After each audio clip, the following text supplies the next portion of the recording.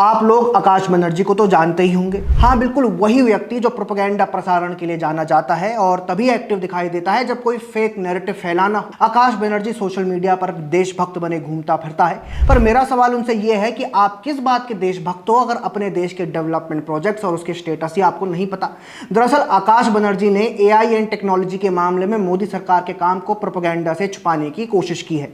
उनका काम ही यह है कि रोज उठो, फैक्टलेस बात करो, प्रोपेगेंडा करो, उस प्रोपेगेंडा पर एक वीडियो डालो और सो जाओ। यही फेक देशभक्त की जिंदगी। बशीर बद्र ने लिखा था कि जी बहुत चाहता है सच बोले, क्या करे हौसला नहीं होता। फेक देशभक्त बस इसी दर्शन को फॉलो कर रहे हैं। नमस्कार, मैं यश रावत और आपका स्वागत है द पैम्फलेट में। दोस्तों, आकाश बनर्जी ने अपने एक्स हैंडल पर एक पोस्ट शेयर कर एज यूजुअल मोदी सरकार की आलोचना करने की कोशिश की है, पर इसके लिए उन्हें ही क्रिटिसिज्म का सामना करना पड़ गया। आप इस फोटो को देखिए जो आकाश बनर्जी ने शेयर की है। इसमें 3 फोटोज में अमेरिका, चीन और जापान के एआई इन्वेस्टमेंट एंड प्लानिंग को दिखाया गया है, पर भारत की फोटो के स्थान पर कॉमेडियन समय रैना और कुणाल कामरा की फोटो लगी है। दोस्तों, ये तरीका है सॉफ्टली बेवकूफ बनाने का।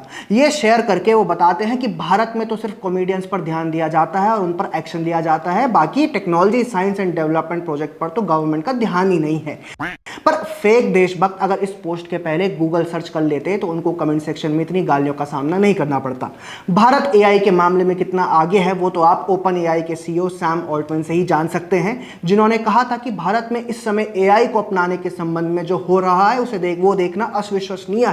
यहां क्रिएटिविटी का एक्सप्लोजन दिखाई दे रहा है, भारत विश्व से आगे निकल रहा है। वहीं डेटा की बात करें तो 2024 में ही कैबिनेट ने भारत के एआई इकोसिस्टम को बढ़ावा देने के लिए 10,000 करोड़ रुपए से अधिक की मंजूरी दी है। इंडिया एआई मिशन सार्वजनिक और निजी क्षेत्रों में एआई टेक्नोलॉजी को बढ़ावा देने के लिए इकोसिस्टम तैयार करेगा। वहीं हाल ही में यूएम की एक रिपोर्ट में पता चला है कि एआई में 1.4 बिलियन डॉलर के निजी निवेश के साथ भारत पूरी दुनिया में 10वें स्थान पर आ गया है। भारत एआई से जीडीपी में 500 बिलियन डॉलर जोड़ने की तैयारी में भी है। 2027 तक एआई मार्केट $17 बिलियन तक पहुंच सकता है। आज भारत में 1.5 लाख से ज्यादा स्टार्टअप्स हैं, 118 यूनिकॉर्न्स हैं और फेक देशभक्त आकाश बनर्जी का मानना है कि मोदी सरकार कॉमेडियंस पर अटकी हुई है।